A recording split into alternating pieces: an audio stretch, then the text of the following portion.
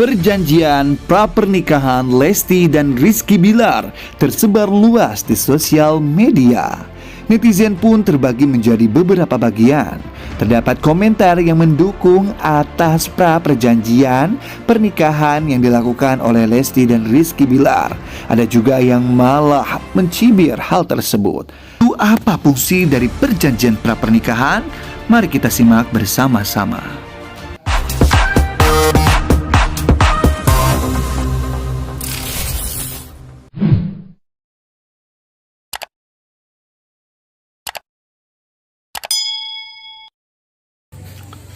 Assalamualaikum warahmatullahi wabarakatuh. Sahabat netizen yang budiman, kembali lagi bersama saya Adam Ilyasin di Adam History. Pada kesempatan kali ini saya akan membahas mengenai perjanjian pra-pernikahan yang dilakukan oleh Leslar. Oke, kita sudah sama mengetahui bahwa Leslar ini sebentar lagi akan melaksanakan pernikahan. Segala acara pra-pernikahan pun mulai dilaksanakan satu demi satu, di mana kita juga bisa menyaksikan secara langsung hal tersebut di televisi swasta. Oke, sahabat netizen yang budiman, termasuk di mana ada sebuah tayangan yang menjelaskan Leslar ini membuat sebuah komitmen pra-pernikahan sebelum ia melaksanakan pernikahan. Jadi ada isi perjanjian sebelum Leslar ini akan menikah. Dan di mana isi dari perjanjian pra-pernikahan ini terdapat 6 butir, di mana 6 butir itu adalah sebagai berikut.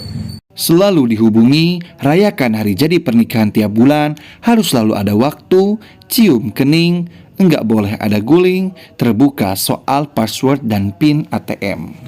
Oke, tentunya kita bisa langsung melihat apa saja dari isi perjanjian Leslar ini, di mana keduanya membuat komitmen sebelum mengarungi bahtera rumah tangga.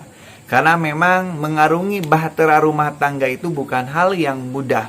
Akan tetapi akan banyak sekali cobaan, akan banyak sekali istilahnya itu guncangan yang menghadapi bahtera rumah tangga. Dan tentunya harus dipersiapkan sematang mungkin, termasuk melaksanakan perjanjian pra-pernikahan ini sangat penting sekali. Dikarenakan segala sesuatu itu harus dipersiapkan sematang mungkin.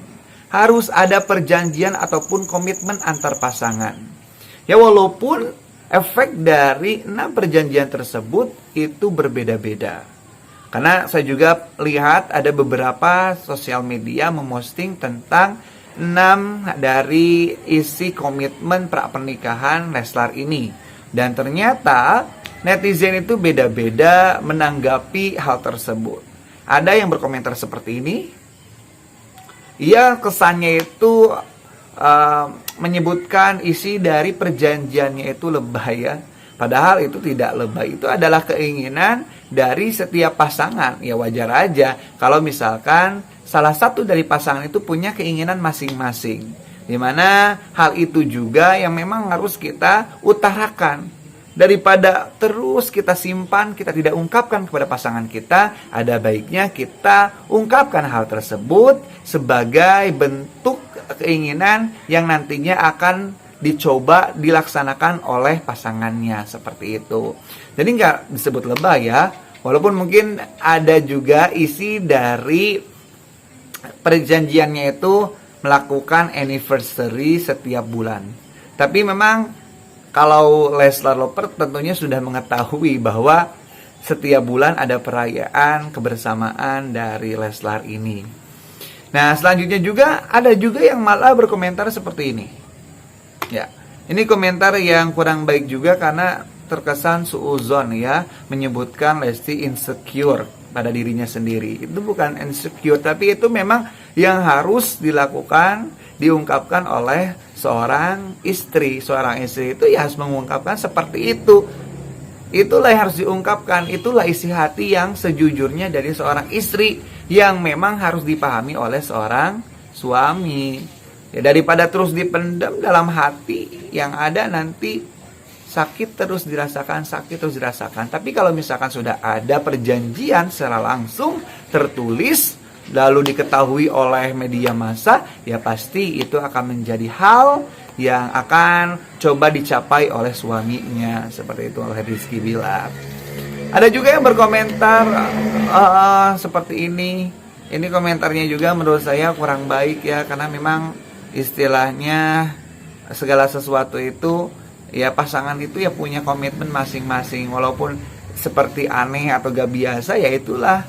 Karena setiap orang itu punya prinsip yang berbeda-beda. Kepala sama berbulu, otak berlainan. Artinya segala sesuatu itu jangan disamaratakan, pasti ada perbedaan. Nah intinya kita harus bersikap positif, memandang segala sesuatu. Jangan malah kita itu selalu berpikiran negatif terus. Memandang sesuatu, kita itu timbulnya ingin aja mencari kesalahan, apa yang bisa dilihat, dianggap jelek, dianggap buruk, lalu kita komentar. Itu namanya tajasus. Tajasus itu termasuk dosa. Hindarilah hal-hal tersebut. Coba kita cari sisi positifnya, karena kita mengetahui segala sesuatu itu pasti memiliki dua sisi. Ada sisi positif, ada sisi negatif. Kita tidak harus memandang segala sesuatu itu dengan sebelah kiri, artinya dengan sisi negatifnya. Ya, kalau sisi negatifnya itu diceritakan untuk memperbaiki orang tersebut, yaitu namanya mengkritik yang baik.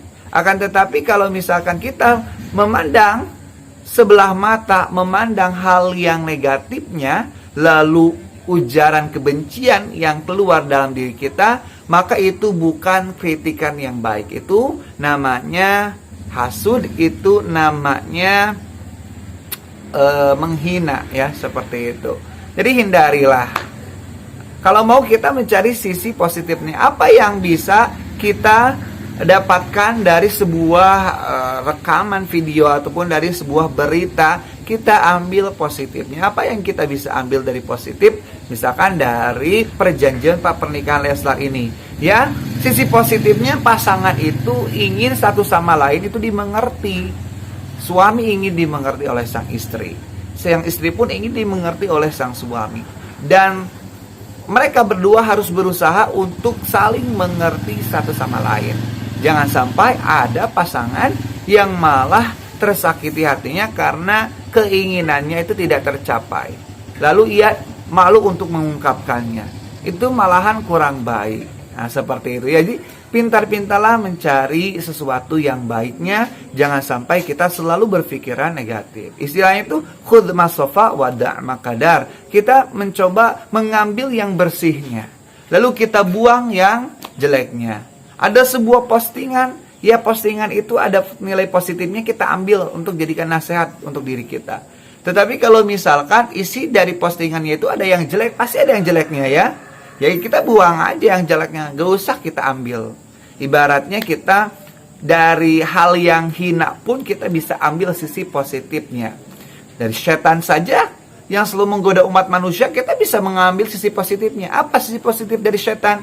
Ya, dia tidak berhenti menggoda umat manusia hingga terjatuh dalam dosa. Nah, keberusahaan setan itu kita harus ambil sisi positifnya. Wah, setan berusaha menggoda kita, maka kita juga harus berusaha untuk menghindari godaan setan tersebut. Jangan kita malah mengambil sisi negatifnya terus gitu, ya. Ambil sisi positif, ambil yang baiknya, buang yang negatifnya. Oke, mungkin itu yang bisa saya sampaikan, karena sebentar lagi juga sudah mau maghrib, ya.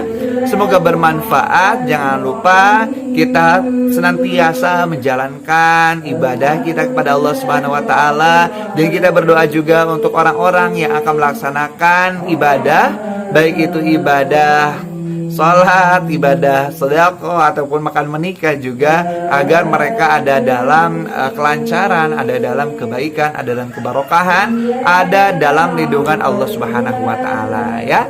Oke, semoga bermanfaat yang saya sampaikan. Billahi taufiq wal hidayah. Jangan lupa untuk dukung channel ini dengan cara like dan share videonya, serta subscribe channel Adam History agar channel ini semakin berkembang. Billahi taufiq wal hidayah walafu minkum. Wassalamualaikum warahmatullahi wabarakatuh.